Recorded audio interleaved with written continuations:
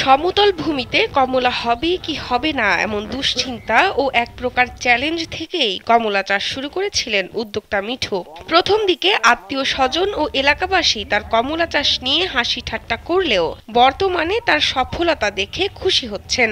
মিঠু জানান, তিনি আগে ধান চালের ব্যবসা করতেন। করোনার সময়ে ব্যবসায় মন্দা দেখা দিলে ইউটিউব দেখে কমলা বাগান করার জন্য মন স্থির করেন তিনি। ধানের মিলের জায়গাতেই শুরু করেন কমলার বাগান। দার্জিলিং, রামলঙ্গন ও নাগপুরি জাতের কমলা চারা রোপণ করে কমলা বাগান শুরু করেন মাসুদ করিম মিঠু।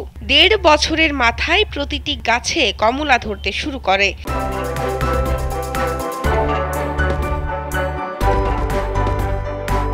এছাড়া তার সম্মিলিত বাগানে রয়েছে পেয়ারা, বরই, পেঁপে, আম, আঙ্গুর, বেগুন, মরিচ, টমেটো, ফুলকপি, চালকুমড়া সহ বিভিন্ন ফল ও সবজি গাছ। মিঠু জানান, তার মিশ্র বাগানে সবসময় সহযোগিতা করেন তার সহধর্মিণী পিনাকি প্রামাণিক। নাটোরের চলনবিল অধ্যুষিত সিংড়া উপজেলার পাটকোল গ্রামে মিঠুর এই কমলা বাগান। সিংড়ার সমতল ভূমিতে এত সুমিষ্ট কমলা হবে তা কল্পনাই করেননি তিনি। প্রথমবারের মতো এই অঞ্চলে কমলা চাষে অপার সম্ভাবনা সৃষ্টি হয়েছে। এক একটি গাছের কমলাগুলোর দিকে তাকালে প্রাণ জুড়িয়ে যায় বলে জানান মিঠু। প্রথম বছরে ফল আসবে, দ্বিতীয় বছরে যে ফলটা পাবেন সেটা দিয়ে আপনার বাগানের খরচ আসবে। তৃতীয় বছর থেকে আপনি যেটা পাবেন এটাকে আপনি বাণিজ্যিকভাবে আপনি আশা করতে পারেন যে তৃতীয় বছরে গেলে আপনি এভারেজ একটা গাছ থেকে প্রায় ৩০-৪০ কেজি ফল পাবেন তৃতীয় বছরের মাথায়। আশেপাশের এলাকা শুধু নয়, দূর দূরান্ত থেকেও অনেকে দেখতে আসেন উদ্যোক্তা মিঠুর এই কমলা বাগান। তার এই বাগান দেখে এখন অনেকেই চাচ্ছেন কমলার বাগান করতে, নিচ্ছেন বিভিন্ন পরামর্শ। মিঠু এই ফসল করে মোটামুটি স্বাবলম্বী হয়েছে।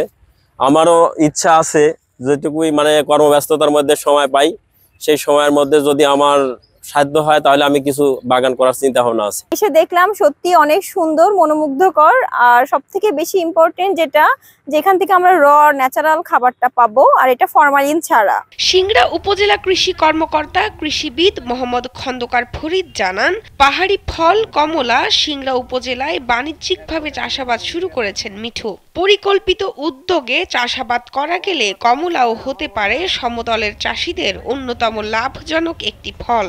কমলার বাগানের মাটির গুণাগুণ ঠিক রাখার জন্য বর্তমানে মাটি পরীক্ষার একটি উদ্যোগ নেওয়া হয়েছে। তার এই কমলার বাগান এলাকাতে কমলার গাছ সম্প্রসারণে গুরুত্বপূর্ণ ভূমিকা রেখে চলেছে।